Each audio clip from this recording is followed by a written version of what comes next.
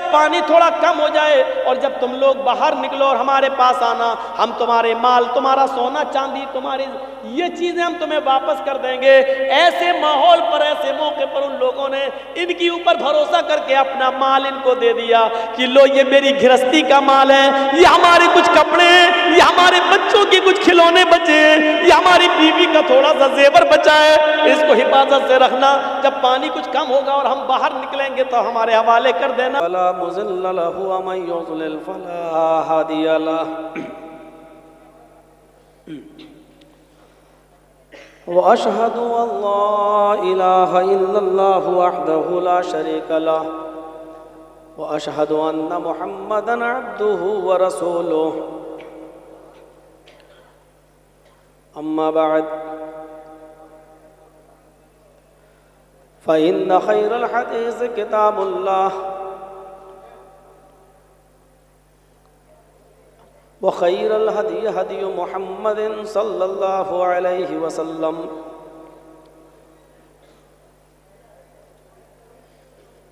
وشر الأمور محدثاتها وكل محدثة بدعة وكل بدعة ضلالة وكل ضلالة في النار۔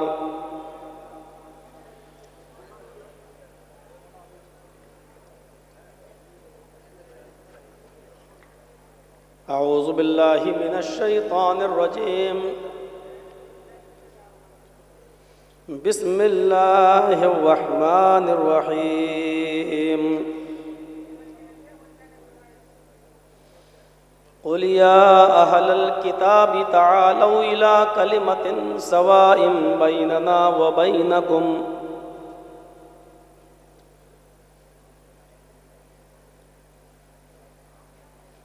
رب اشرح لي صدري ويسر لي امري واحلل عقدة من لساني يفقهوا قولي۔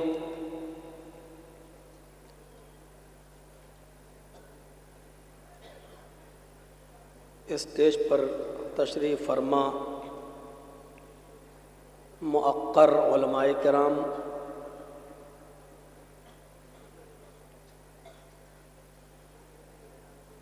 بھلکی کے اس جامعہ کے معزز اراکین و اساتذہ کرام،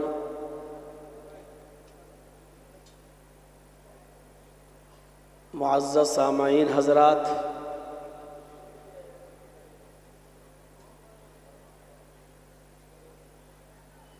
نوجوانوں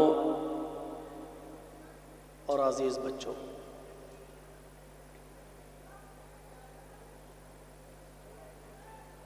12 بجے رات کے اور اس سے بھی زیادہ ٹائم تک آپ نے لوگوں کو سنا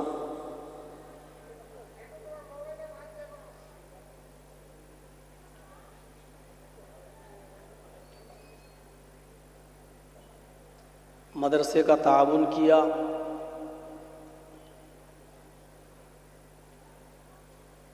اللہ رب العالمین آپ کے بیٹھنے کو قبول فرمائے۔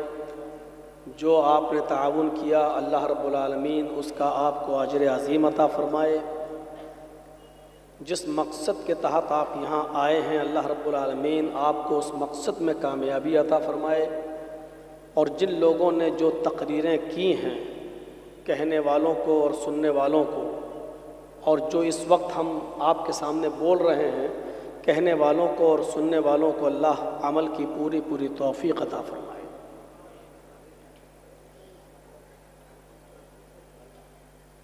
اللہ رب العالمین نے ہمیں اور آپ کو اس دنیا کے اندر پیدا کیا اور اپنی ایک عظیم نعمت زندگی سے ہمیں اور آپ کو نوازا۔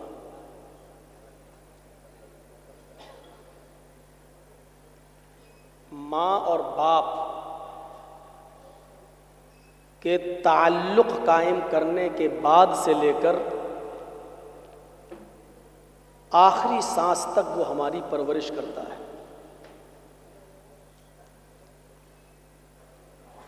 رحم مادر میں بھی وہ روزی پہنچاتا ہے، آکسیجن پہنچاتا ہے، 9 مہینے تک ماں کے پیٹ میں بھی وہ ہماری حفاظت فرماتا ہے۔ 9 مہینے کے بعد جب ہم اپنی ماں کے پیٹ سے باہر آ کر اس دنیا میں جب آنکھ کھولتے ہیں تو اس دنیا کے اندر بھی ہوا، پانی اور غذا کی کثرت، الغرض جن جن چیزوں کی ضرورت ہمیں اور آپ کو پڑتی ہے زندہ رہنے کے لیے، ان تمام چیزوں کا انتظام اللہ رب العالمین اس دنیا میں پہلے ہی سے کر دیتا ہے۔ آپ نے دیکھا ہوگا کہ ایک لڑکی کی جب شادی ہوتی ہے تو شادی سے پہلے اس لڑکی کے پستان میں دودھ نہیں ہوتا ہے، شادی کے بعد بھی دودھ نہیں ہوتا ہے،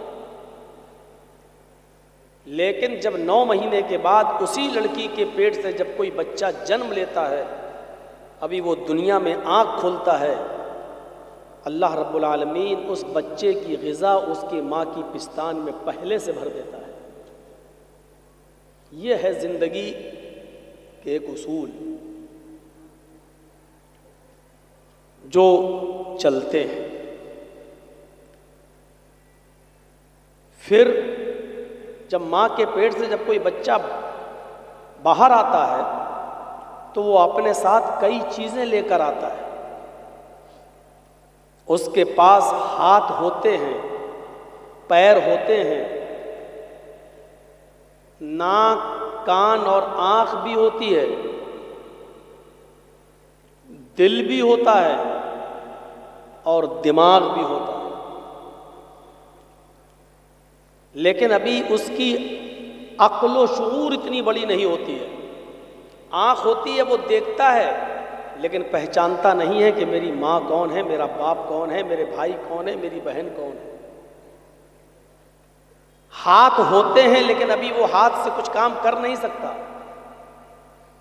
پیر ہوتے ہیں لیکن ابھی وہ چل نہیں سکتا، دماغ ہوتا ہے لیکن ابھی وہ کچھ سوچ نہیں سکتا، اور دھیرے دھیرے یہ چیزیں بڑھتی جاتی ہیں، نشو و نما پاتی جاتی ہیں، اس کی عقل و شعور بھی دھیرے دھیرے بڑھتی جاتی ہے، اور پھر ایک دن وہ مستقل قوی انسان بن جاتا ہے۔ اب اس کو اتنی عقل آ جاتی ہے کہ ہمیں روزی بیٹھے بٹھائے نہیں ملے گی، ہمیں کچھ کام کرنا چاہیے، ہمیں کچھ محنت کرنی چاہیے۔ ظاہر ہے اتنی سی بات کو ہم اگر سوچ لیں تو زندگی کے سارے مسائل کا حل ہمیں مل جائے۔ جس رب نے رحم مادر میں ہمارا خیال کیا، ماں کے پیٹ سے باہر آنے کے بعد ہمارا خیال کیا، ہم کو پال پوس کر بڑا کر کے جوان و بالغ کر دیا، کیا اس نے اسی لیے ہمیں پال پوس کر بڑا کیا کہ اب تم عقل مند ہو گئے ہو، اپنی مرضی سے کھاؤ پیو اور جو من میں آئے وہ کماؤ، جو من میں آئے وہ کھاؤ، جو من میں آئے وہ کرو، اور عمر کے ایک حصے پر پہنچ جانے کے بعد اس دنیا سے چلے جاؤ؟ کیا اسی مقصد سے اس نے ہمیں اور آپ کو پیدا کیا؟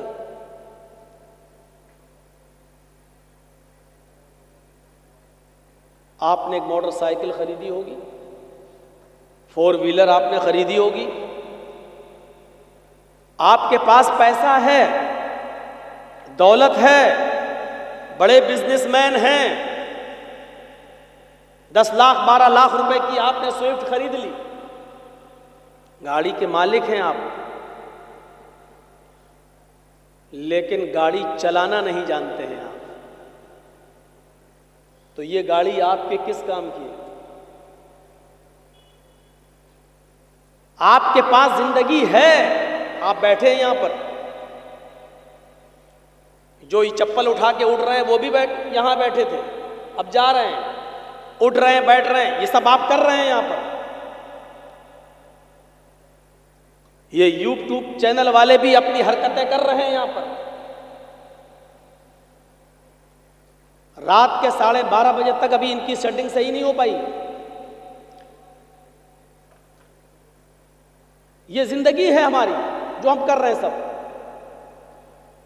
ہم زندگی کے مالک ہیں، لیکن زندگی کیسے گزاری جائے یہ ہمیں پتہ نہیں۔ 10 لاکھ کی 12 لاکھ کی ہم نے گاڑی خرید لی، گاڑی کے مالک ہیں ہم، لیکن گاڑی چلانا نہیں جانتے۔ جرجیت صاحب نے 10 لاکھ روپے کی گاڑی خریدی، چلانا جانتے نہیں، بیٹھ گئے، ایکسیلیٹر پر بھی پیر صحیح سے جمتا نہیں ہے، دھوکے سے دب گیا، تیز بھاگی اور ٹھک گئی۔ صاحب میری گاڑی تھی، میں اس کا مالک تھا گاڑی کا، لیکن گاڑی ہم ہی سے کنٹرول نہیں ہو پا رہی ہے۔ کیوں؟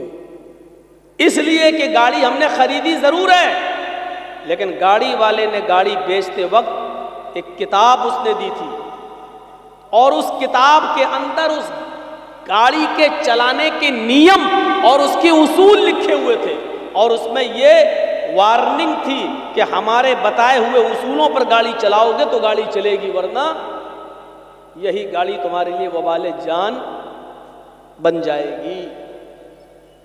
پہلے گیئر میں گاڑی کو اٹھانا ہے، دوسرے گیئر میں ایسے چلانا ہے، تیسرے گیئر میں ایسے چلانا ہے، ریڈ سگنل ہو تو روکنا ہے، گرین سگنل ہو تو آگے بڑھنا ہے۔ گاڑی چلانے کے سارے اصول اور ضابطے اس کتاب کے اندر لکھے ہیں، لیکن ہم نے کتاب کھول کے بھی نہیں دیکھی، یہ سوچ کر کہ کیا گاڑی تو ہماری ہے، ہم اس کے مالک ہیں، ہم جیسے چاہیں گے ویسے چلائیں گے۔ تو میرے بھائیوں، یہ گاڑی نہیں چل سکتی ہے، یہ گاڑی آپ کے لیے مصیبت بن جائے گی۔ جرجیت صاحب نے 1.5-2 لاکھ روپے کی پسٹل خرید لی ہے، بندوق خرید لی ہے، رائفل خریدی ہے شکار کرنے کے لیے۔ اب جرجیت صاحب سمجھ رہے ہیں میں تو رائفل کا مالک ہوں، جیسے چاہوں ویسے چلاؤں گا، چلانا جانتے نہیں ہے رائفل۔ شکار سامنے گزر رہا ہے، تان لی اس کے اوپر بندوق، لیکن جو حصہ سینے پر رکھنا چاہیے تھا، کاندھے پر جو حصہ سینے پر سٹانا چاہیے تھا، اس کو تو ہم نے شکار کی طرف کر لیا، اور جو حصہ شکار کی طرف ہونا چاہیے تھا اس کو ہم نے اپنے سینے کی طرف کر لیا، اور چلا دی گھوڑی، دبا دی گھوڑی۔ شکار مرے گا یا آپ مریں گے؟ رائفل تو خرید لی ہم نے 1.5 لاکھ روپے کی، 2 لاکھ روپے کی، لیکن چلانا جانتے نہیں۔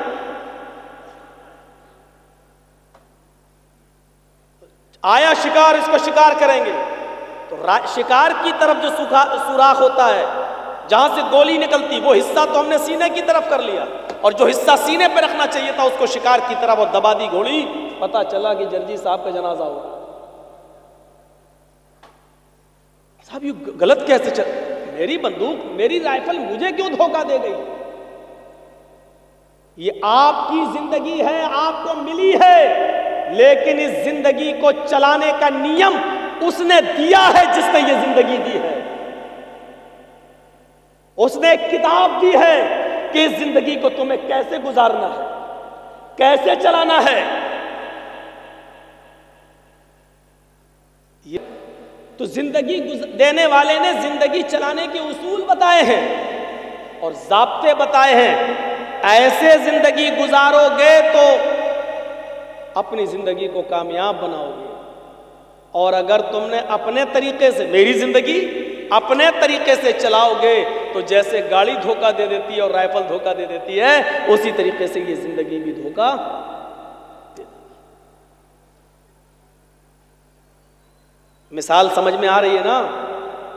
اب آپ سمجھ جائیے، یہ کوئی نہیں کہہ سکتا کہ یہ زندگی، یہ کمپٹیشن کا دور ہے، یہ کمپٹیشن کا دور ہے، ہر آدمی ایک دوسرے سے آگے بڑھنے کی کوشش کر رہا ہے۔ میرے پڑوس میں آج جو کھانا بنا ہے وہ ہم سے اچھا بنا ہے، اب کل ہم اس سے اچھا کھانا بنائیں گے۔ میرے پڑوس میں اس کے گھر میں یہ پتھر بچھا ہے، ہم اس سے اچھا پتھر بچھائیں گے، میرے پڑوس کا کاروبار ایسا چل رہا ہم اس سے اچھا کاروبار کریں گے۔ ایک دوسرے سے آگے بڑھنا اور ایک دوسرے سے آگے بڑھنے کی کوشش کرنا، آج یہ کمپٹیشن کا دور ہے، یہ چل رہا ہے، لیکن یہ اصل ہار جیت نہیں ہے۔ آج ہم غریب ہیں، کل ہم آپ سے زیادہ پیسے والے ہو گئے، آج آپ غریب ہیں، کل ہم سے زیادہ پیسے والے ہو گئے، یہ اصل ہار جیت نہیں ہے۔ اصل ہار جیت ذالک یوم التغابن، اس قیامت کے دن جو نیکیوں میں آگے بڑھ گیا اور جو گناہوں میں پیچھے رہ گیا، نام اعمال ترازو میں تولے جائیں گے، جس کا پلڑا جھک گیا نیکیوں کا وہ کامیاب، جس کا پلڑا اٹھ گیا وہ نیکیوں کا وہ ناکام۔ اصل ہار جیت کا دن وہ دن ہوگا، اور اسی دن کو جیتنے کے لیے اور کامیاب ہونے کے لیے یہ زندگی دی گئی ہمیں ہوگا۔ اس زندگی دینے والے نے ہماری زندگی کو، ہمیں اپنی زندگی کو گزارنے کے لیے اس نے ہمیں ایک کتاب دی قرآن کی شکل میں، اور اس نے ایک سکھانے والا دیا، ایک معلم دیا۔ قرآن کو بھی آپ اپنی مرضی کے مطابق نہیں سمجھ سکتے، اس کتاب کو پڑھانے والا، اس کتاب کو سمجھانے والا دیا جناب محمد رسول اللہ صلی اللہ علیہ وسلم۔ اور یہ قرآن ہمیں یہ بتاتا ہے کہ اپنی پوری کی پوری زندگی اسی کے آئیڈیل اور نمونے کے مطابق گزارنا۔ لَقَدْ كَانَ لَكُمْ فِي رَسُولِ اللَّهِ أُسْوَةٌ حَسَنَةٌ، تمہارے لیے جناب محمد رسول اللہ کی زندگی میں ایک بہترین آئیڈیل ہے، ایک بہترین نمونہ ہے۔ قیامت کے دن ہم یہ نہیں دیکھیں گے تم نے اوپر نیت باندھی یا نیچے باندھی، ہم یہ نہیں دیکھیں گے کہ تم نے تراویح 8 پڑھی ہیں یا 20 پڑھی ہیں، ہم یہ نہیں دیکھیں گے کہ تم نے ظہر میں 10 رکعتیں پڑھی ہیں 12، ہم تو یہ دیکھیں گے کہ تمہاری نماز اس طریقے کے مطابق ہے یا نہیں جو طریقہ جناب محمد رسول اللہ صلی اللہ علیہ وسلم نے تمہیں دیا ہے، کیونکہ ہم نے آئیڈیل اور نمونہ بنایا ہے محمد رسول اللہ صلی اللہ علیہ وسلم کی زندگی کو۔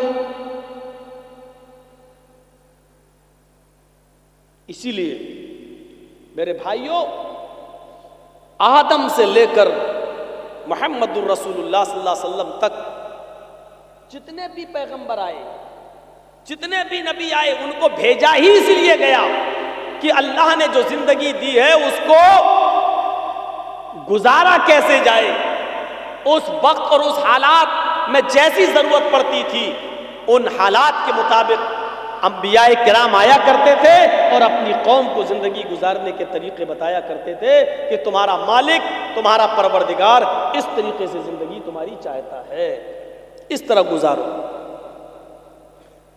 گھر میں کس طرح گزارو، پڑوسیوں کے ساتھ کس طرح گزارو، جانوروں کے ساتھ کس طرح گزارو، رشتہ داروں کے ساتھ کس طرح گزارو، غیر مسلموں کے ساتھ کس طرح گزارو، رات کس طرح گزارو، دن کس طرح گزارو، آدم سے لے کر محمد رسول اللہ صلی اللہ علیہ وسلم۔ اور اسی لیے آپ اصول دیکھیں گے، ضابطہ دیکھیں گے تو ایک ضابطہ کہیں نہیں بدلتا ہے۔ آدم سے لے کر محمد رسول اللہ صلی اللہ علیہ وسلم تک سب کا مول منتر ایک ہی تھا، سب کا کلمہ ایک ہی تھا۔ اور دنیا میں جتنی بھی قومیں، جتنے بھی جماعتیں ہیں، جتنے بھی گروہ ہیں، ہر جماعت اور ہر گروہ کے اندر زندگی کو گزارنے کے اصول بتانے والے ضرور آئے ہیں۔ آئیے قرآن کیا کہتا ہے، قُلْ يَا أَهْلَ الْكِتَابِ تَعَالَوْا إِلَىٰ كَلِمَةٍ سَوَاءٍ بَيْنَنَا وَبَيْنَكُمْ۔ آئے محمد صلی اللہ علیہ وسلم آپ اعلان کر دیجئے، اناؤنسمنٹ کر دیجئے، بتا دیجئے دنیا والوں کو، لوگوں کو، یہود و نصارہ کو، اہل کتاب کو باخبر کر دیجئے اور ان کو مطلع کر دیجئے کہ آئے اہل کتاب، آئے کتاب والو، آئے تورات والو، زبور والو، انجیل والو، آئے یہود و نصارا، تعالوا الی کلمۃ سواء بیننا و بینکم، آؤ ایک ایسے کلمے کی طرف، آؤ ایک ایسے مول منتر کی طرف، آؤ ایک ایسے کلمے کی طرف جو ہمارے اور تمہارے درمیان برابر ہے۔ آدم سے لے کر محمد رسول اللہ تک سب کا کلمہ ایک، سب کا مول منتر ایک۔ نوح علیہ السلام جب اس دنیا میں آئے تو کلمہ پڑھا جاتا تھا لا الہ الا اللہ نوح رسول اللہ۔ موسیٰ اس دنیا میں آئے تو کلمہ پڑھا جاتا تھا لا الہ الا اللہ موسیٰ رسول اللہ۔ عیسیٰ جب اس دنیا میں آئے تو کلمہ پڑھا جاتا تھا لا الہ الا اللہ عیسیٰ رسول اللہ۔ محمد رسول اللہ جب اس دنیا میں آئے تو کلمہ پڑھا جاتا تھا لا الہ الا اللہ محمد رسول اللہ۔ کلمے کا دوسرا جز تو بدلتا گیا لیکن پہلے جز میں کبھی تبدیلی نہیں ہوئی ہے۔ یہ مول منتر ہے پہلا زندگی گزارنے کے اصول کہ سب سے پہلے اس رب کو اپنا رب مانو اور عبادت کے لائق اس کے علاوہ کوئی نہیں ہے، اس لیے کہ ماں کے پیٹ سے لے کر انتقال تک اگر کسی نے تمہارا خیال کیا ہے تو وہ ذات ہے صرف اللہ کی، اس لیے عبادت بھی ہوگی تو صرف اللہ کی، پرستش بھی ہوگی تو صرف اللہ کی، پیشانی جھکائی جائے گی تو صرف ایک اللہ کے ساتھ۔ سب کا مول منتر ایک ہی رہا۔ ہر آنے والے نبی نے آخری نبی کے بارے میں بھی بتا دیا اور اللہ کہتا وَلَقَدْ بَعَثْنَا فِي كُلِّ أُمَّةٍ رَسُولًا، ہم نے ہر امت کے اندر، ہر قوم کے اندر ایک رسول بھیجا ہے، ایک سچیت کرنے والا بھیجا ہے، ایک ڈرانے والا بھیجا ہے۔ ہر قوم کے اندر، ہر امت کے اندر ایک رسول آیا۔ وَلِكُلِّ قَوْمٍ ہَادٍ، ہم نے ہر قوم کے اندر ایک ڈرانے والا بھیجا ہے، زندگی کے اصول بتانے والا بھیجا ہے۔ وہ تمہیں بتائے گا کیسے اٹھو، کیسے چلو، کیسے شادی کرو، کیسے کھاؤ، کیسے پیو، کیا کھاؤ کیا پیو، کیسے سو۔ یہ ساری چیزیں تم اپنی مرضی کے مطابق نہیں کر سکتے ہو، جس نے زندگی دی ہے اس زندگی دینے والے کی مرضی کے مطابق ہوں گی۔ اور اللہ رب العالمین یہ سکھانے کے لیے انبیاء کرام اور پیغمبروں کو اس دنیا میں بھیجتا رہا ہے، اور اس سلسلے کی آخری کڑی ختم ہو جاتی ہے جناب محمد رسول اللہ صلی اللہ علیہ وسلم کی اوپر۔ ایسے کرو، یہ بتائیں گے، ان کے مطابق زندگی گزارو، کیونکہ ان کو میں نے بھیجا ہے زندگی کے اصول بتانے کے لیے، زندگی کے ضابطے بتانے کے لیے۔ اس لیے آپ دیکھ جائیے ہندو دھرم کے اندر 18 پران ہیں، 18 پران، ان میں 3 پران بڑے مشہور ہیں، شریمد بھاگوت مہان پران، کلکی پران اور بھوشیہ پران۔ کلکی پران اور بھاگوت پران کے مطابق اس وشو میں، اس دنیا میں 64,000 نبی آئے ہیں۔ کتنے؟ 64,000، 64,000 نبی آئے ہیں۔ اور ہمارے یہاں بہت سے علماء سے سنا ہوگا، مولویوں سے، کہتے کم و بیش 1,24,000۔ تو اس سے اندازہ لگتا ہے کہ نبیوں کی بہت زیادہ تعداد ہمارے یہاں پر بھی ہے، اور نبیوں کی بہت زیادہ تعداد کا ثبوت ان کے یہاں پر بھی ہے۔ لیکن مین چیز یہ ہے کہ 24 جو نبی آئے ہیں، 24 ویدوں میں، پرانوں میں، وہ بڑے نبی بتائے گئے ہیں، اور وہی 24 نبی قرآن میں بھی آئے ہیں۔ ویدوں میں 25ویں نبی کو سب سے بڑا نبی بتایا گیا ہے، قرآن میں بھی 25 نبیوں کا ذکر ہے، یعنی 25ویں نبی سب سے لاسٹ میں، آخر میں آئیں گے۔ 25 نبیوں کا نام ویدوں میں اور 25 نبیوں کا نام قرآن میں، لیکن لاسٹ میں اور انت میں جو آئیں گے ان کا نام ویدوں میں کیا آتا ہے اور ہمارے ہاں اس کا نام کیا آتا ہے، یہ چیز دیکھنے کے لائق ہے۔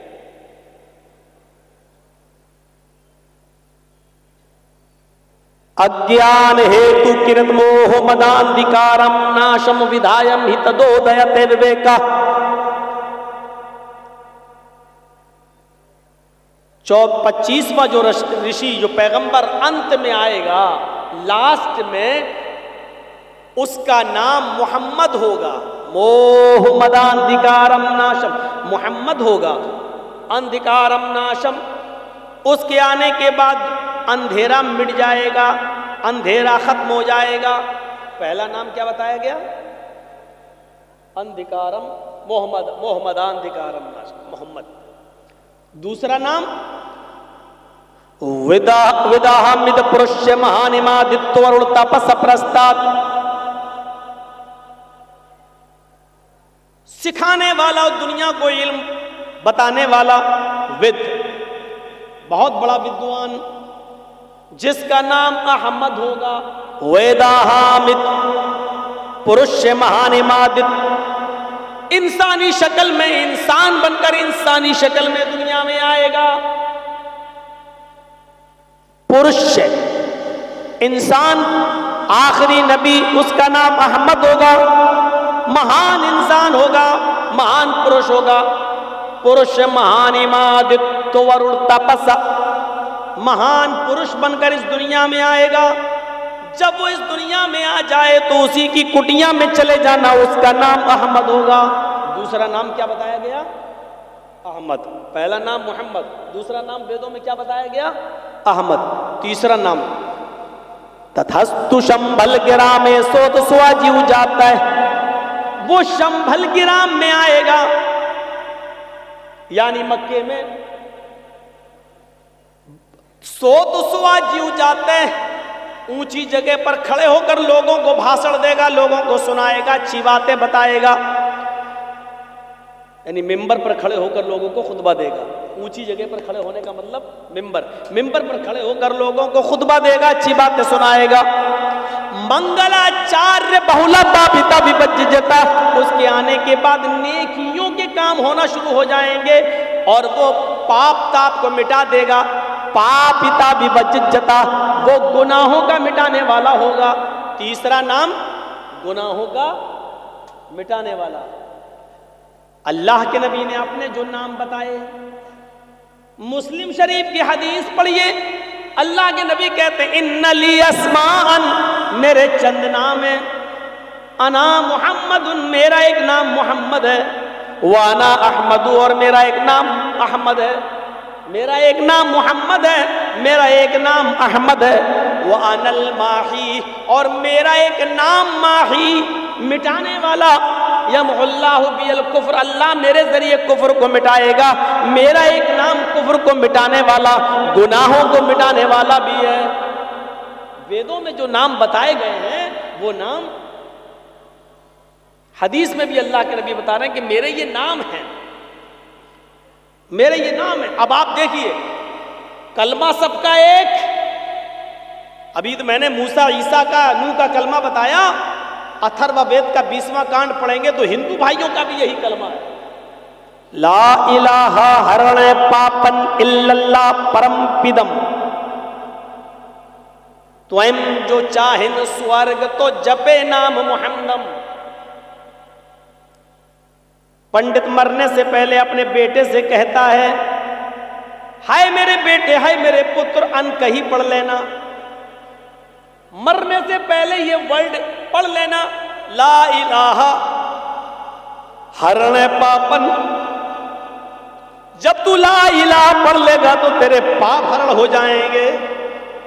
ला इलाहा हरणे पापन इल्लल्लाह परम पिदम, ला इलाहा इल्लल्लाह पढ़ लेना, तेरे सारे पाप मिट जाएंगे, तेरे सारे पाप खत्म हो जाएंगे।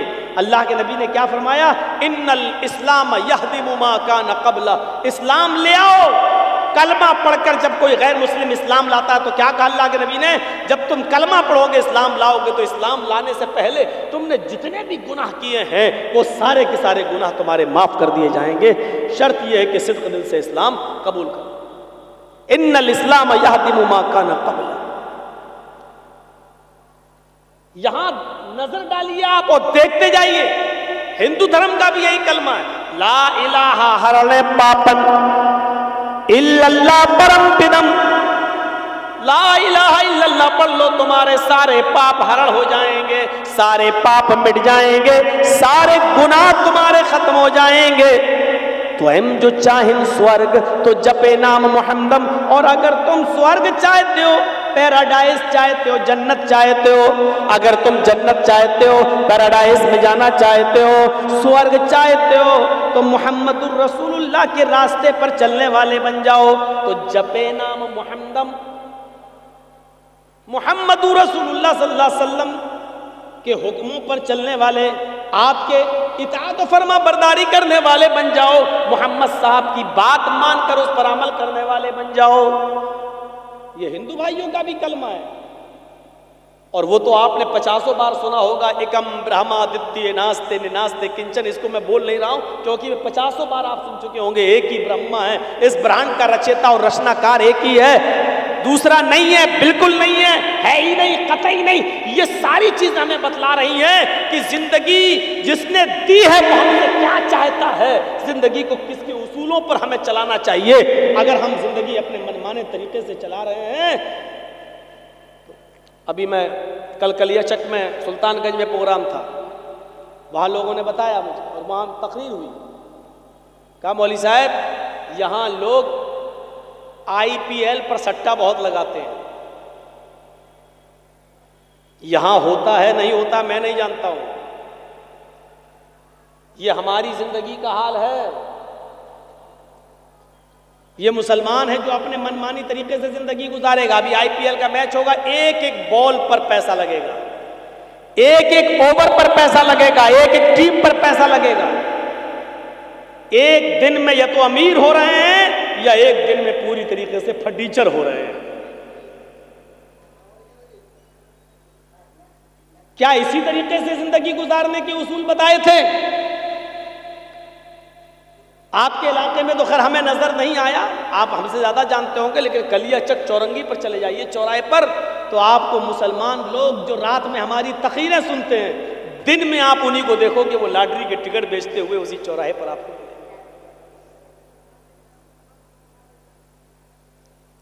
ये जिंदगी हम किसके उसूलों पर हम चला रहे हैं? सूद और ब्याज के कारोबारी हमें कहां नहीं मिलेंगे? ये क्या है? ये एक गरीब आदमी हमारे पास आता है, साहब कुछ मेहनत करना चाहते हैं, हमारे पास पैसा नहीं है, हमारी कुछ मदद कर दो। आपने कहा 5% ब्याज पर, ठीक है मैं तुम्हें 1000 रुपया दे रहा हूं, एक महीने पर हम 5% ब्याज लेंगे, यानी जब आप वापस करोगे तो हमको 1050 रुपए एक महीने में वापस करोगे, या 50 रुपए महीना हमें देते रहना, और जब तुम हमारा पैसा वापस कर दोगे हम तुमसे ब्याज लेना छोड़ देंगे। ये क्या है? हमने किसी को 1 लाख रुपया दिया और हर महीने हम उससे 500 रुपए और 1000 रुपए ले रहे हैं, ये सोच कर कि वो हमारे पैसों से कमा भी तो रहा है, लेकिन आप किसी की मजबूरी का फायदा उठा रहे हैं। ये जिंदगी गुजारने के कौन से उसूल हैं और किसने दिए हैं?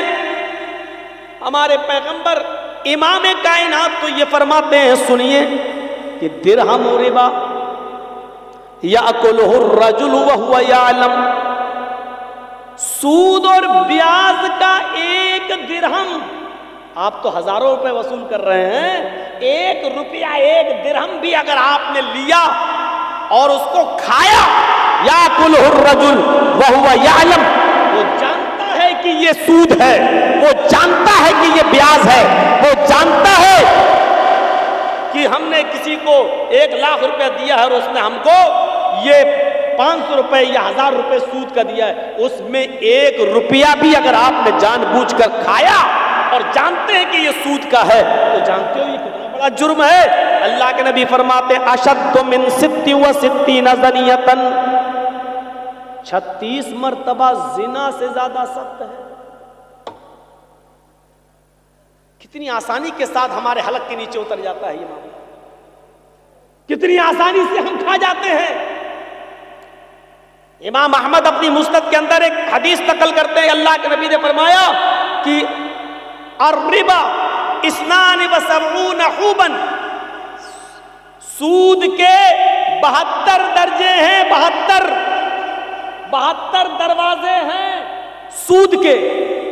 وَأَيْسَرُهَا أَن يَنكِحَ الرَّجُلُ أُمَّهُ، سب سے ہلکا دروازہ، سب سے قریب دروازہ، سب سے آسان دروازہ سود کا یہ ہے کہ ایک شخص اپنی ماں کے ساتھ نکاح کرتا ہے، ایک آدمی اپنی ماں کے ساتھ شادی کرتا ہے، نکاح کرتا ہے۔ آپ اور ہم سب جانتے ہیں کہ ماں کے ساتھ نکاح جائز نہیں ہے۔ مولانا جرجیز کو بلا لینا اور کہنا کہ جرجیز صاحب یہ میری ماں ہے، بڑی خوبصورت ہے، میں اس کے ساتھ شادی کر دوں گا۔ جرجیز صاحب قرآن کی 3 آیتیں کیا پورا قرآن پڑھ ڈالیں، اور پورا قرآن ایک بار کیا 1,00,000 بار بھی پڑھ جائیں، تب بھی آپ کی ماں آپ کے اوپر حلال نہیں ہوگی۔ جس طرح قرآن کی آیتیں اور سارا کا سارا قرآن پڑھنے کے باوجود آپ کی ماں آپ کے اوپر حلال نہیں ہو سکتی ہے، اسی طریقے سے سود کو چاہے بسم اللہ کہہ کر کھاؤ یا پورا قرآن پڑھ کے آپ سود کا روپیہ کھائیں، وہ بھی حلال نہیں ہو سکتا ہے۔ سب سے ہلکا اور آسان دروازہ بتایا ہے کہ ایک شخص اپنی ماں کے ساتھ زنا کرتا ہے۔ اب سب سے ہلکا دروازہ یہ ہے تو 71 جو 71 دروازے اور ہیں وہ کتنے خطرناک ہوں گے؟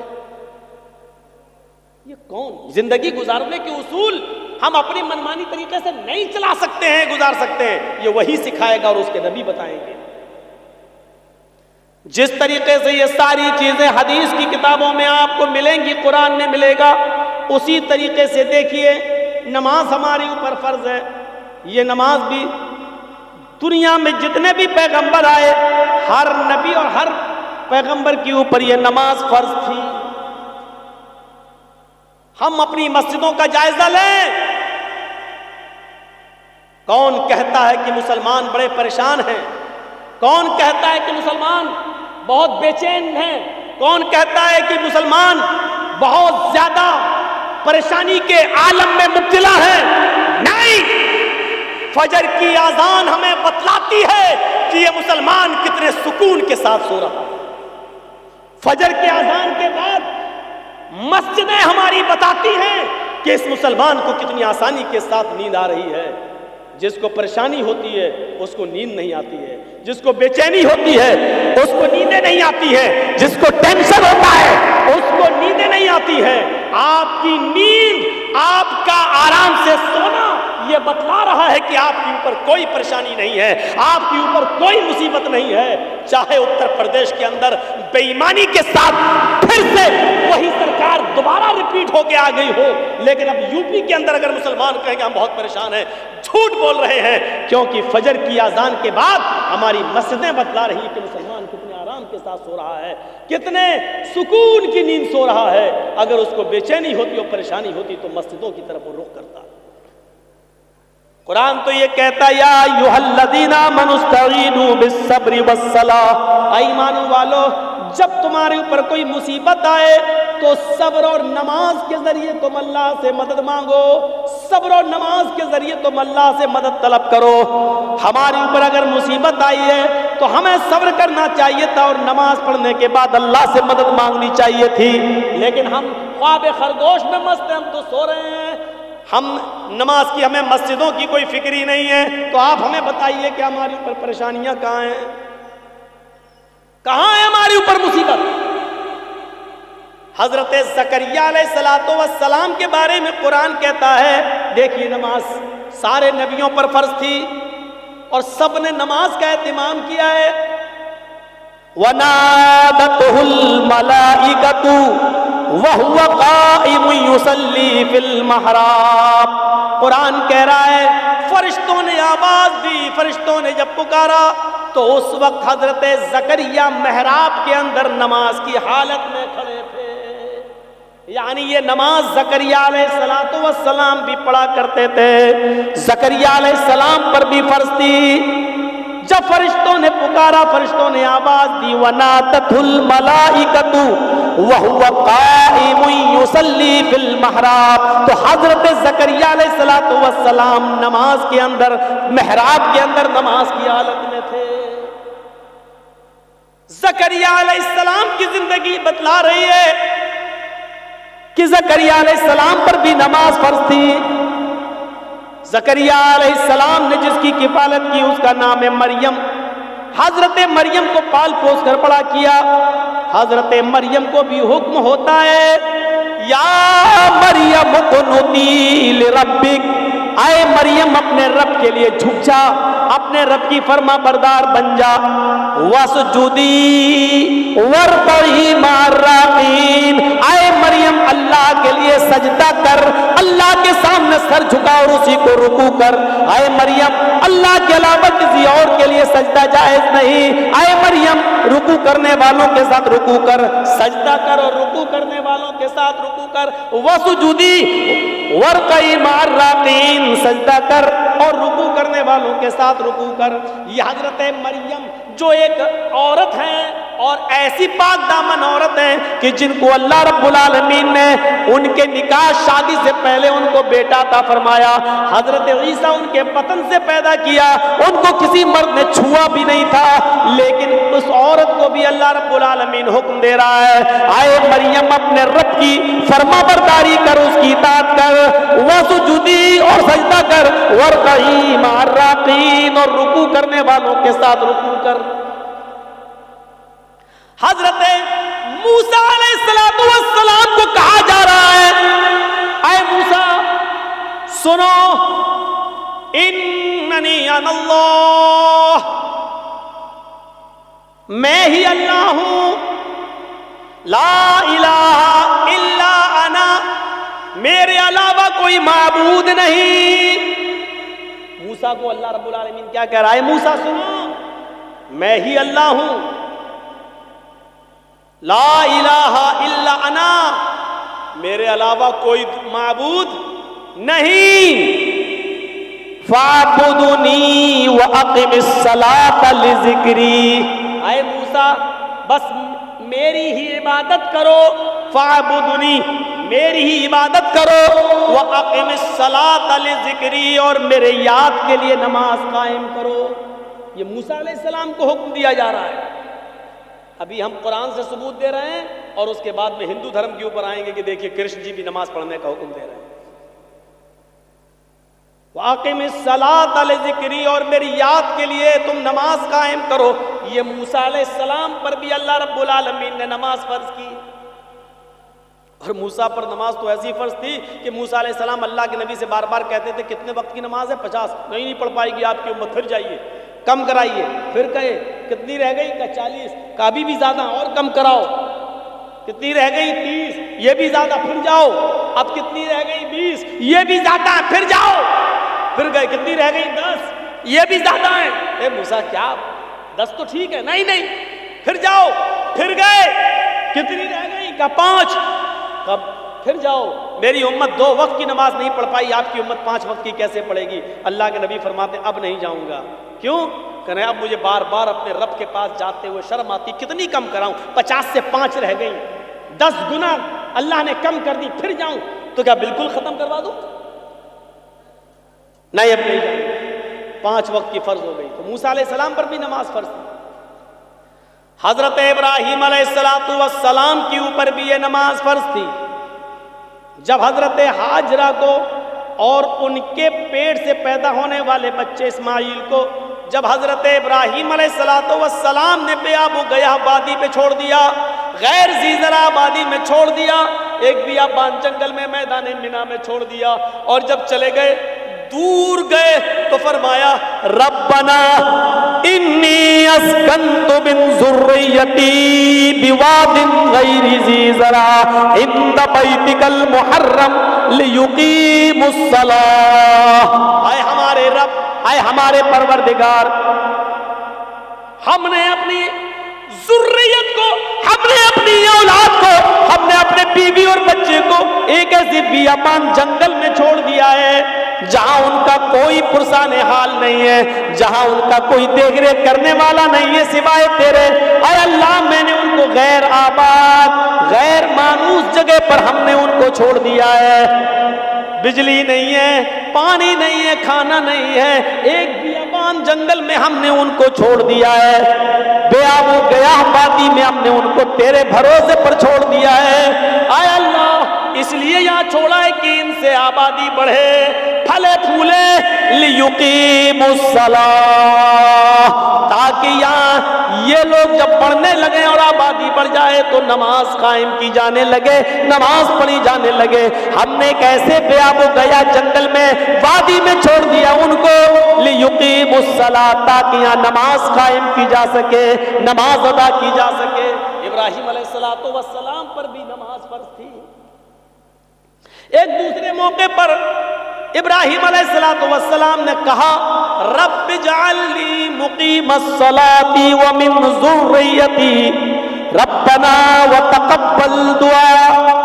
غور کرو قرآن کی اس آیت پر، ابراہیم کیا کہہ رہے ہیں؟ اے اللہ مجھے اور میری اولاد کو نماز کا قائم کرنے والا بنا دے۔ رب اجعل لی مقیم الصلاۃ ومن ذریتی، اے اللہ مجھے اور میری ذریت کو، میرے بیوی بچوں کو، میری اولاد کو مقیم الصلاۃ، نماز کا قائم کرنے والا، نماز کا پڑھنے والا بنا دے، نماز کا پڑھنے والا بنا دے۔ ربنا وتقبل دعا، اے اللہ تو ہماری اس دعا کو قبول فرما لے، اے اللہ ہمیں اور ہماری اولاد کو نمازی بنا دے، نماز کا قائم کرنے والا بنا دے۔ اس سے پتہ چلتا ہے کہ نماز ہر نبی پر فرض تھی۔ جب مریم کے پیٹ سے عیسیٰ آئے تو لوگوں میں ہنگامہ ہو گیا، مریم نے بچہ پیدا کیا، ارے اس کی تو شادی نہیں ہوئی ہے، پھر بچہ کیسے پیدا ہو گیا؟ خرافاتی لوگ گھیر لیے، مریم بتاؤ یہ بچہ کہاں سے آیا؟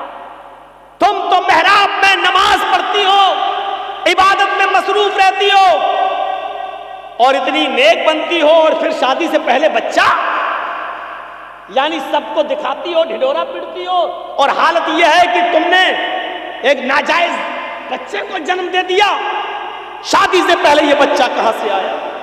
پہلے تو مریم خاموش رہی، جب لوگوں کے تانے وہ سن نہ سکی، بڑے بڑے کمنٹ، بڑے بڑے گندے کمنٹ بھی آتے ہیں نا، کیچڑ اچھالا جاتا ہے نا، اور یہ تو سامنے دکھ رہا ہے کہ مریم کی شادی نہیں ہوئی ہے، پھر بچہ کہاں سے؟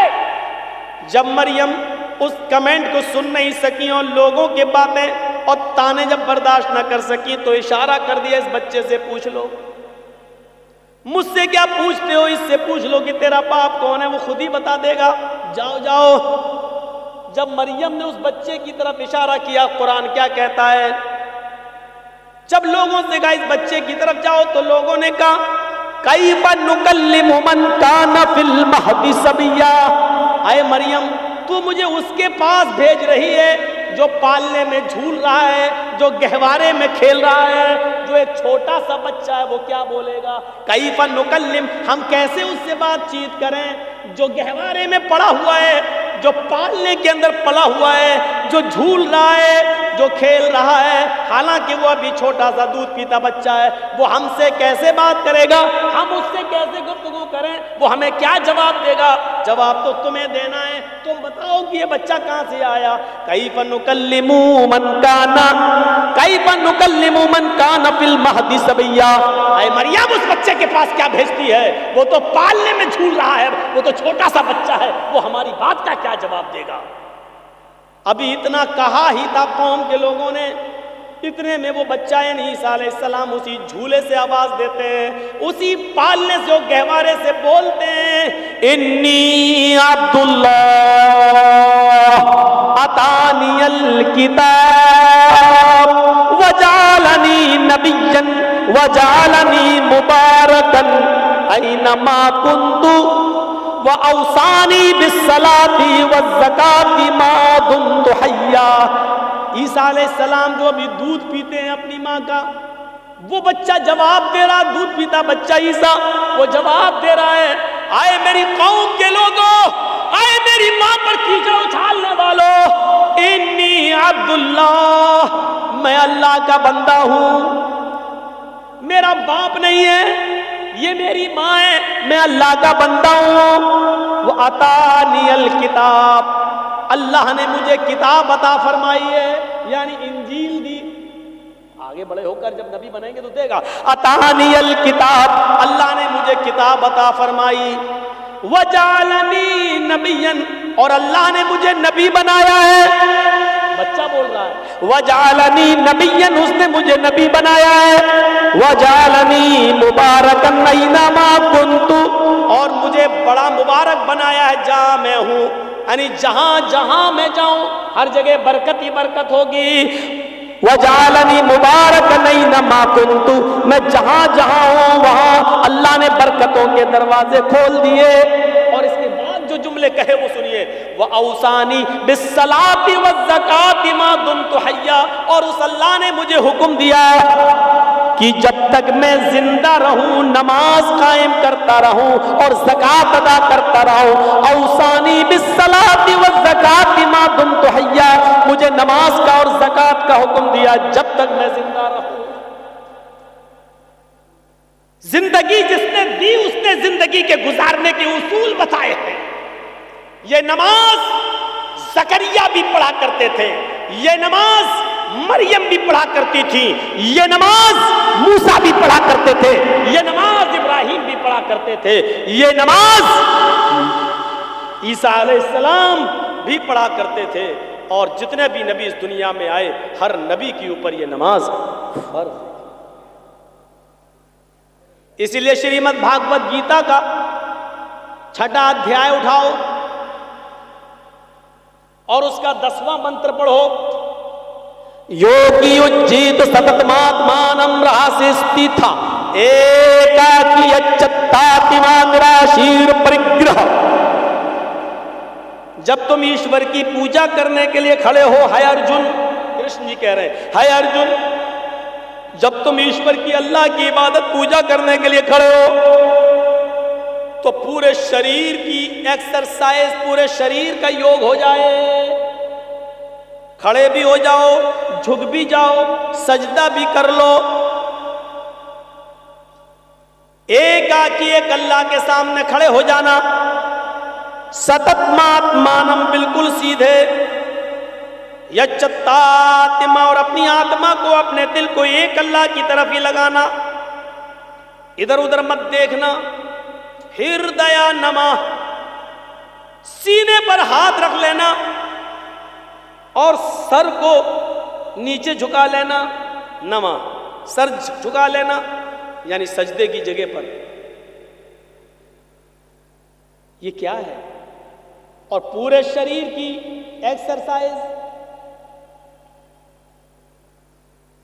ایک آکی جو کچھ بھی مانگنا ایک اللہ سے مانگنا، نراشیر اور سب سے نراش ہو جانا، اوپر والے سے نراش مت ہونا، یہ پوری کی پوری نماز۔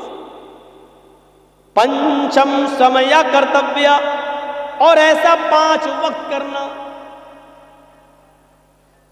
مرگ چرم، ہرن کی کھال بچھا لینا، اگر پاک زمین پوتر دھرتی نہ ملے، پوتر دھرتی نہ ملے یعنی زمین پاک نہ ہو تو مرگ مانی ہرن اور چرم مانی چمڑا، ہرن کا چمڑا یعنی ہرن کی کھال بچھا کر اس پر نماز پڑھ لینا، یعنی حلال جانوروں کا چمڑا ہندو دھرم کے اندر بھی حلال ہے، اس پر بھی نماز پڑھی جا سکتی ہے۔ اور یہ چیز ہندو دھرم کی کتاب اور شریمد بھاگوت گیتا کہہ رہی ہے، جو ہر ہندو کے گھر میں ملے گی، گیتا کہہ رہی ہے، نماز پڑھنے کا ثبوت ہندو دھرم کی کتابوں میں ہے۔ زندگی گزارنے دینے والے نے زندگی گزارنے کے اصول بتائے ہیں، کتاب میں آج موجود ہے۔ اور سب سے بڑا عقیدہ کہ اس زندگی کو گزارنے کے بعد پھر ایک دن ہمیں اور آپ کو مرنا بھی ہے، اس لیے موت کو بھی کامیاب بنانا، مرنے کے بعد کا تصور ہمارے اور آپ کے دل میں رہے گا، تبھی ہم یہ کام کریں گے۔ اگر یہ ہوگا مر جائیں گے، مٹی میں مل جائیں گے، بعد میں کچھ نہیں ہونا، تو کوئی آدمی نماز نہیں پڑھے گا، کوئی آدمی اچھے کام نہیں کرے گا۔ جب مر کر مٹی میں ملنا ہے تو ہم اچھے کام کیوں کریں گے؟ دنیا میں کتنا اختلاف ہے، کتنا نزاع ہے، کتنا جھگڑا ہے۔ اس اختلاف کو ختم کرنے کی ایک ہی اصول ہے اس اختلاف کو ختم کرنے کا، کہ لوگوں کو قیمتی چیز سے جوڑ دیا جائے اور کسی خطرناک چیز سے باخبر کر دیا جائے۔ سنیے، بڑی اچھی ایک مثال دے دیتا ہوں آپ کو۔ کچھ لوگ لڑ رہے ہیں، گتھم گتھا ہو رہی ہے، یہاں لڑائی ہو رہی ہے، وہ اس کو مار رہا ہے، اس کو مار رہا ہے، پیسہ دے، یہ لڑائی جھگڑا ہو رہا ہے۔ جرجیت صاحب پہنچ گئے۔ جرجیت صاحب کے پاس 100 کنچے ہیں۔ کنچے جانتے ہیں نا؟ گولی، آپ لوگوں کیا جو بھی بولتے ہو، کنچے ہیں، 100 گولیاں ہیں۔ جرجیت صاحب نے کہا کہ سنو، یہ میرے پاس 100 گولیاں ہیں، ان میں ایک ریڈ کلر کی گولی ہے، ایک ریڈ کلر کا کنچا ہے، میں ان 100 گولیوں کو ہوا میں اچھال رہا ہوں، زمین پر گرے گا، لیکن ریڈ کلر کی گولی پر 1,00,000 روپے کا انعام ہے۔ جس کو ریڈ کلر کی گولی مل جائے گی وہ ہم سے 1,00,000 روپے لے گا۔ جرجیت صاحب نے یہ کہہ کر 100 گولیاں ہوا میں اچھال دی۔ ایمانداری کے ساتھ بتائیے گا وہ لڑنے والے اب کیا کریں گے؟ جو ابھی لڑ رہے ہیں، جو ابھی جھگڑ رہے ہیں، آپس میں ایک دوسرے کو چپل سے مار رہے ہیں، بال کھینچ رہے ہیں، جب انہوں نے سنا کہ لال رنگ کی گولی پر 1,00,000 روپے کا انعام ہے، جس کو ملے گی اس کو 1,00,000 روپیہ، تو سارے کے سارے لڑائی جھگڑا چھوڑ کر فوراً بھاگیں گے اور اس گولی کے اوپر ٹوٹ پڑیں گے۔ گولیاں اور بھی ہیں وہاں، لیکن سب کی نظر لال رنگ کی گولی کے اوپر ہوگی۔ لال رنگ کی گولی مل جائے تاکہ یہ انعام ہمیں مل جائے، جبکہ گولیاں وہاں اور بھی ہیں، لیکن دوسری گولیوں کو کوئی نہیں پکڑے گا، صرف لال رنگ کی گولی کے اوپر اس کی نظر ہوگی۔ یہ جھگڑا جرجیت صاحب نے کیسے ختم کر دیا؟ لوگوں کو ایک قیمتی چیز سے جوڑ دیا ہے، جھگڑا ختم ہو گیا ہے۔ جو لوگ ابھی لڑ رہے ہیں، ہم تم سے دولت میں آگے نکل جائیں، تم ہم سے دولت میں آگے نکل رہے ہو، آپس میں جھگڑا کر رہے ہیں، ان کو ایک قیمتی چیز سے جوڑ دو، ان کو حصول جنت سے جوڑ دو، ان کو جنت کی طرف لگا دو، ان کو بتاؤ کہ یہ کرو گے تو یہ ہوگا، جنت میں یہ نعمتیں ہیں، ان نعمتوں کے حصول کے لیے آپس میں ایک دوسرے سے آگے بڑھو، نماز پڑھو، حرام خوری چھوڑو، شراب نوشی سے توبہ کرو، ان کو ایک قیمتی چیز سے آپ جوڑ دیجئے۔ شرط یہ ہے کہ قیمتی چیز سے جوڑنے کے لیے ایک اچھا اسلوب استعمال کیا جائے، اپنے آپ جھگڑا ختم ہو جائے گا اور لوگ اس قیمتی چیز کو پانے کے لیے اس پر دوڑ پڑیں گے۔ اچھا،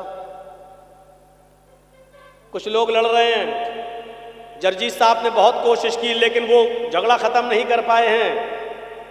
جرجیت صاحب ایک پٹارا لے کے پہنچ گئے ہیں، اے ہٹو ہٹو، چھوڑو، تم لوگ کیوں لڑ رہے ہو، یہ گتم گتا کیوں کر رہے، ہٹو، لیکن ہماری بات کا کوئی اثر نہیں ہو رہا، چپ جا یہاں سے، اس نے ہمارا پیسہ لیا، اس نے ہمارا یہ دبایا، اس نے ہمارا یہ کیا، لڑ رہے ہیں۔ جرجیت صاحب نے ان لڑنے والوں کے سامنے ایک پٹارا کھول دیا، اس میں سے ایک زہریلا سانپ نکلتا ہے اور پٹارے سے کود جاتا ہے اور رینگ کر ان لڑنے والوں کے پاس پہنچتا ہے۔ بتائیے وہ لڑنے والے کیا ہوں گے؟ جبکہ ایک دوسرے کو مارنے کے لیے تلے تھے، اب تو سانپ ان کے بیچ میں پہنچ گیا، اب وہ سب اپنی جان بچا رہے ہیں، اب کوئی کسی کو نہیں مارے گا بلکہ اپنی جان بچانے کی فکر کریں گے، میں بچ جاؤں، میں بچ جاؤں، ادھر بھاگے گا وہ ادھر بھاگے گا۔ ارے تم تو ایک دوسرے کو مارنا ہی چاہ رہے تھے، اب کیوں بھاگ رہے ہو ایک دوسرے سے، اب کیوں؟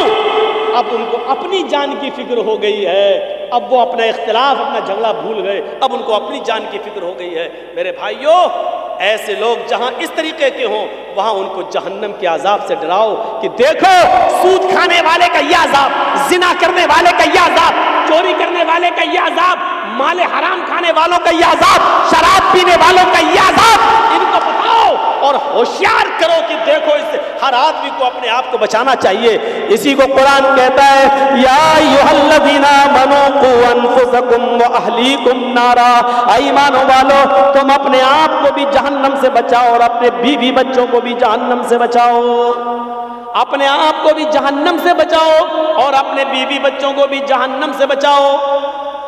اسی علاقے میں کہیں پروگرام تھا، پروگرام ختم ہونے کے بعد جرجیت صاحب اپنے روم میں جاتے ہیں، رات کے تقریباً 1:30 بجے فون آتا ہے میرے گھر سے، میرا 6 سال کا بچہ اس وقت پیٹ کے درد اور فیور میں بخار میں مبتلا، گھر سے فون آتا ہے 2 بجے اس کی طبیعت بہت زیادہ خراب ہو رہی ہے، جرجیت صاحب کی رات کی نیند اڑ جاتی ہے، فون پہ رابطہ قائم کیا جاتا ہے، لیکن ڈاکٹر جو آس پاس کے گھر کے اگل بگل کے تھے ان کے بھی موبائل بند ہیں۔ مجبوراً میں نے اپنی وائف سے کہا کہ تم اپنے بھائی کو فون کرو، جلدی بلاؤ اور اس کو سرکاری ہاسپٹل کی طرف لے کر جاؤ۔ ہماری بیوی اور سالہ لے کر اس بچے کو سرکاری ہاسپٹل کی طرف بھاگتے ہیں، انجیکشن دیا جاتا ہے۔ 2-3 گھنٹے کے بعد جب اطمینان مل گیا کہ بچے کا بخار اتر جاتا ہے اور اس کے پیٹ میں درد میں آرام ملتا ہے، ڈاکٹر نے کہا کل صبح چھٹی کر دیں گے، تب جا کر سکون ملتا ہے۔ میرے پیارے ساتھیوں، ہمارے چھوٹے سے 5-6-7 سال کے بچے کے پیٹ کے درد کی خبر سننے کے بعد ہم جیسے لوگوں کی نیندیں اڑ جاتی ہیں، آپ جیسے لوگوں کی نیندیں اڑ جاتی ہیں۔ تصور کرو کہ جہاں ایک چھوٹے سے بچے کا بخار، اس کا فیور اور اس کا پیٹ کا درد آپ نہیں سن پاتے ہیں اور آپ کی نیند اڑ جاتی ہے۔ قیامت کے دن کا وہ منظر کیسا ہوگا کہ جس دن اپنے بیٹے کو اپنی آنکھوں کے سامنے دیکھا جائے گا لیکن ہم اس سے بھاگ رہے ہوں گے، اپنی بیوی کو اپنے سامنے دیکھیں گے لیکن بھاگ رہے ہوں گے، آج ان کے کوئی کام نہیں آ سکتے ہیں۔ اسی کو قرآن کہتا ہے یوم یفر المرء من اخیہ وامہ وابیہ وصاحبتہ وبنیہ۔ قیامت کے دن انسان اپنے بھائی کو دیکھ کر بھاگے گا، وامہ وابیہ اپنی ماں کو دیکھ کر بھاگے گا، اپنے باپ کو دیکھ کر بھاگے گا، وصاحبتہ وبنیہ اپنی بیوی کو دیکھ کر بھاگے گا اور اپنی اولاد کو، اپنے بیٹوں کو دیکھ کر بھاگے گا۔ یہ بتاؤ اپنے آپ اختلاف ختم ہو جائے اور لوگ جہنم سے ڈرنے کی فکر کرنے لگے۔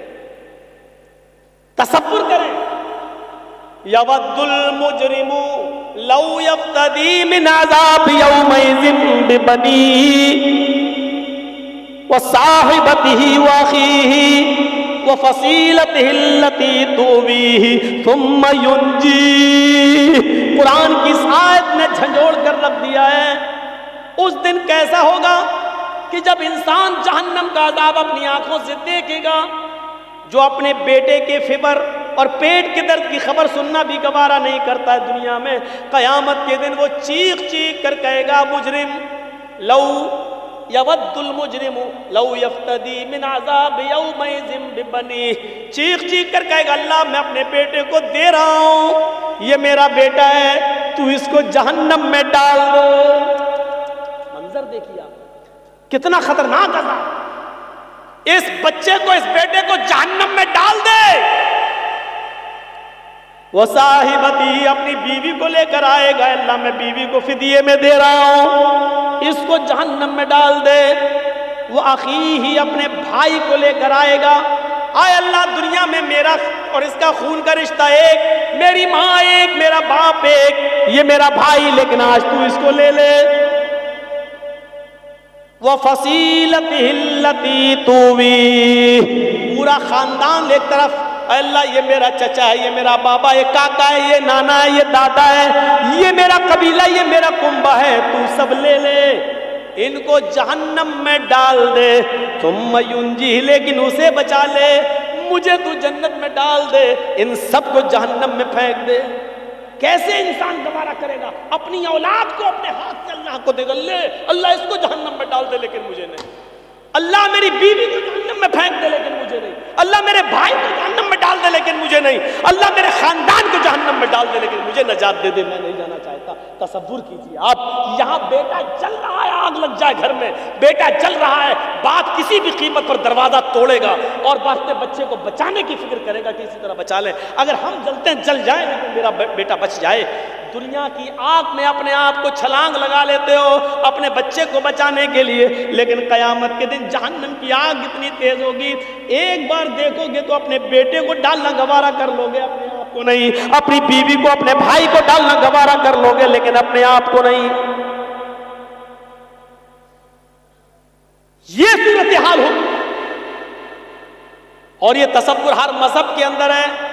زندگی دینے والے نے ہمیں بتایا ہے کہ یہ زندگی میرے بتائے ہوئے طریقے پر چلو، کیونکہ یہ زندگی یہاں ختم ہونے کے بعد بھی ختم نہیں ہوگی، اخروی زندگی ہم تمہیں پھر دیں گے اور پھر تمہیں جہنم کے اندر یا جنت کے اندر ڈالا جائے گا، پھینکا جائے گا۔ ہمیں اس چیز کا احساس ہونا چاہیے۔ ایک ڈر ہمارے اندر ہونا چاہیے. آپ کو ایک واقعے کی طرف لے کر چلتا ہوں. سن 1969 کے اندر، سن 79 کے اندر، سن 1979 کے اندر، 1979 کے اندر امریکہ نے سب سے پہلا اسکائی لیب آسمان کی طرف چھوڑا. سنیے، امریکہ نے سب سے پہلا اسکائی لیب آسمان کی طرف چھوڑا. جب وہ آسمان کی بلندیوں پر چلا گیا، اس کا وزن تقریباً 80 ٹن تھا. 80 ٹن. وہ آسمان کی بلندیوں پر چلا گیا. جس دنیاوی سسٹم سے وہ چل رہا تھا، اس کا کانٹیکٹ، اس کا کنیکشن دنیاوی سسٹم سے منقطع ہو گیا، کٹ گیا. اسکائی لیب نے اپنا تعلق دنیا کے سسٹم سے ختم کر لیا. یعنی اب دنیا میں کوئی سسٹم ایسا نہیں جو اسکائی لیب پر کنٹرول کر سکے. 80 ٹن کا وہ اسکائی لیب کنٹرول سے باہر ہو جاتا ہے.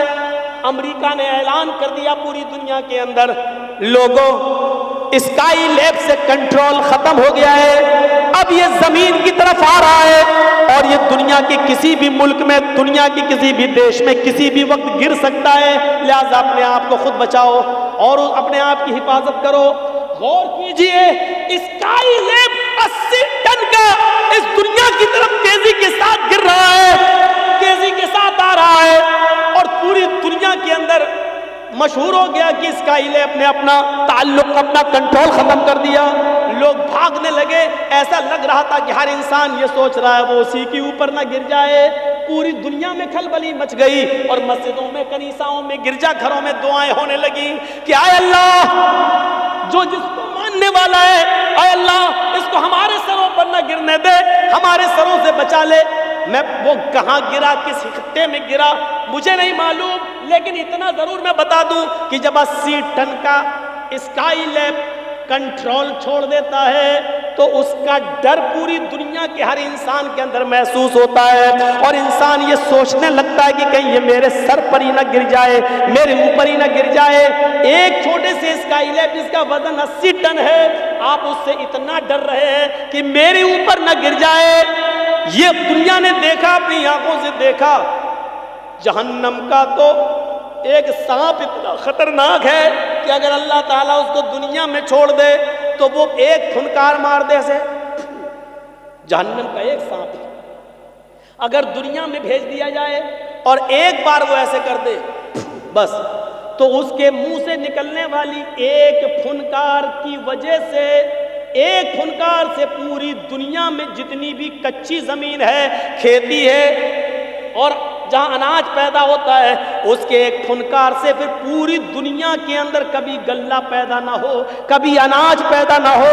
اس کی ایک پھنکار سے ساری کی ساری زمین جل کر راکھ ہو جائے اور پھر اناج پیدا کرنے کے لائق نہ رہے.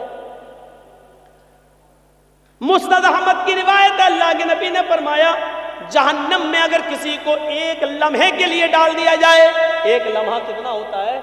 آنکھ بند کرو اور کھولو، اس کا 10واں حصہ. اب کتنا کم ہوگا آپ اندازہ لگا لیجئے. ایک لمحہ، دیکھیے میں آنکھ بند کر کے کھول رہا ہوں، پتہ نہیں کیا ہے.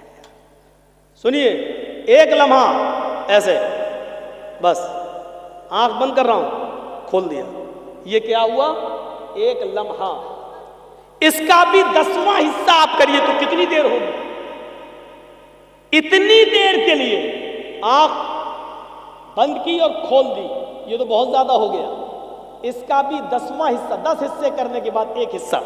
اتنی دیر کے لیے کسی کو جہنم میں ڈال کر نکال دیا جائے، اور اللہ کے نبی فرماتے ہیں اس آدمی کو اگر مدینے میں لا کر کھڑا کر دیا جائے تو اتنی دیر کے لیے جہنم میں جل کر آنے والا آدمی باہر کی طرف جب سانس لے گا، ایسے باہر کی طرف جب سانس لے گا تو اس کی سانس کی گرمی سے پورا مدینہ جل کر راکھ ہو جائے.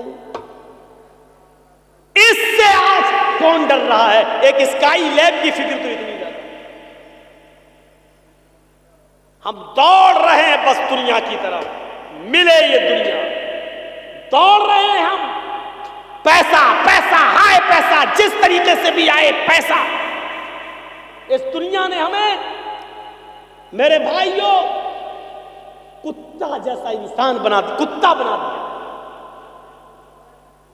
ایک بیل پڑا ہوا ہے مرا ہوا،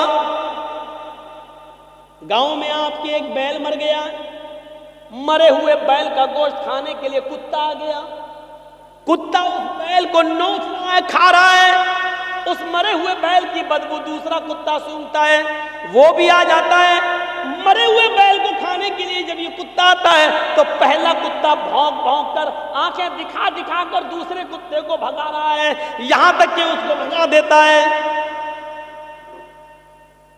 یہ کتا کتنا گوشت کھا لے گا؟ 2 کلو، 3 کلو، 4 کلو، زیادہ سے زیادہ 5 کلو، لیکن یہاں تو 3 کنٹل ہے۔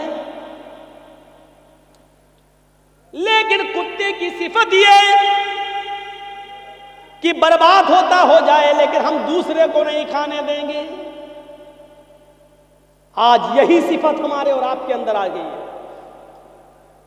لاٹری میں 3-5 لاکھ جیت گئے، اب دوسرے کو نہیں کھانے دیں گے، ہم ہی کھائیں گے۔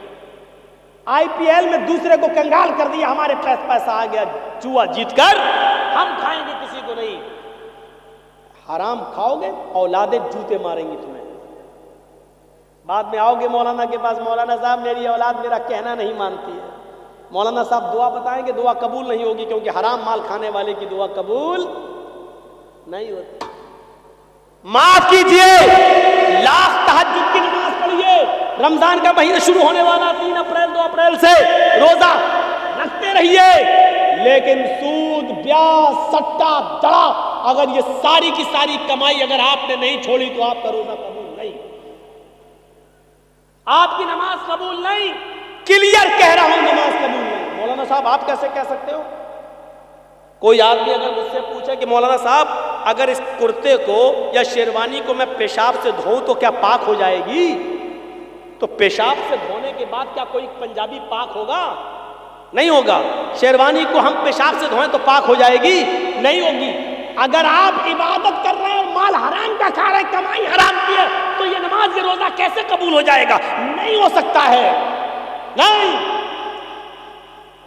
جیسے وہ کتا آج برداشت نہیں کر رہا ہے کہ دوسرا کتا ہمارے مرے ہوئے بیل کو کھانے آئے، گوشت برباد ہوتا ہو جائے، لیکن کتے کو منظور نہیں کہ دوسرا کتا کھائے۔